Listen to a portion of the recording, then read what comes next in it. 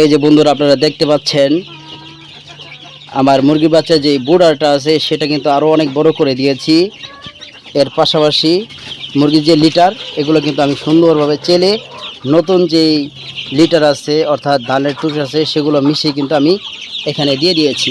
এই দেখেন একদম ফ্রেশ, এরকম ফ্রেশ ঝরঝরা যদি আপনারা মুরগির লিটার রাখতে পারেন তাহলে আপনাদের মুরগির বাচ্চা 100% সুস্থ থাকবে। মুরগির বাচ্চা যে অসুস্থ হয় বেশিরভাগই কিন্তু আপনার এই লিটার থেকে হয়।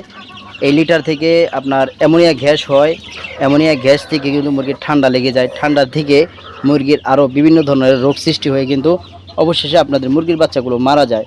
আপনারা যদি এই বিষয়ে সতর্ক থাকেন তাহলে অবশ্যই আপনাদের মুরগিগুলো হবে ঝরঝরা এবং সুস্থ। এই জন্য আপনারা সবসময় ম্যানেজমেন্টের দিকে খেয়াল রাখবেন, কারণ আপনাদের ম্যানেজমেন্ট কিন্তু সবার আগে, ম্যানেজমেন্টের পরে গিয়ে হলো আপনার মেডিসিন।